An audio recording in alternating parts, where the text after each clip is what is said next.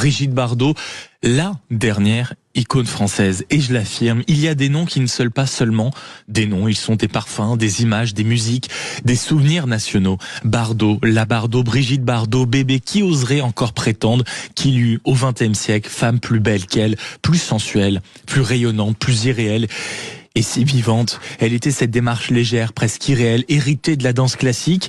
Ce corps que l'époque qualifiait d'idéal, d'envoûtant, qu'il poursuivait, que l'époque poursuivait, enviait, photographiait, scrutait. Ce visage de chat, comme on le disait souvent, ce regard capable de renverser une salle entière, cette moue, également ce rire, cette manière de traverser la vie comme une vague qui emporte tout.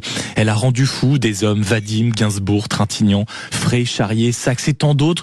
Puis elle a tout quitté sur un coup de tête. Elle a quitté la lumière pour son dernier amour, la discrétion, les animaux, la cause qu'elle défendra avec une énergie infinie. Une femme qui, derrière l'icône, eut des désespoirs, des crises, des moments d'absence et des fragilités. Bardot, c'est forcément aussi l'histoire de la France qui rayonne, qui réimpressionne, qui bluffe, la France qui ose, naturellement. Et puis, la France qui séduit, qui tombe amoureux, qui aime follement. On pourrait la raconter par ses films, bien sûr, par les hommes qu'elle a aimés, par les scandales aussi, mais on pourrait surtout la raconter par les regards qu'elle a croisés.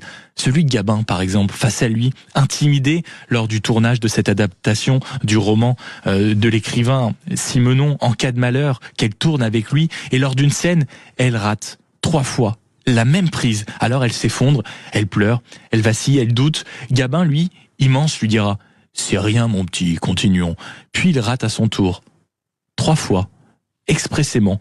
Dès qu'il rentre en coulisses, il confiera que c'était fait exprès, uniquement pour lui redonner confiance. C'est aussi à ça qu'on reconnaît les grands acteurs. Elle fut également adorée par Cocteau qui, je cite, « Elle vit comme tout le monde en étant comme personne. Tu comprends, mon chéri ?»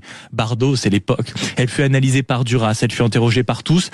Elle fut reçue par De Gaulle pour le plus incroyable rendez-vous d'imaginaire entre Bardot et la République française. Une simplicité de bonne aloi, dira le général. En 1981, un sondage demandait « Quelle femme a le plus fait pour l'image de la France ?» Simone Veil arrive première, 55%. Brigitte Bardot suit de près.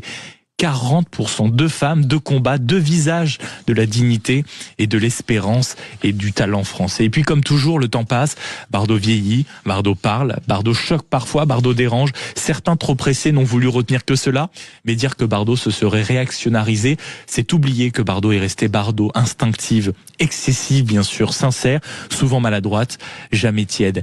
Elle était d'une autre époque, celle où la France croyait encore en elle-même. Elle fut l'emblème d'une France lumineuse, libre, insolente, belle. Elle fut et demeure une part de notre imaginaire collectif. Alors oui, peut-être qu'elle était la dernière véritable icône française,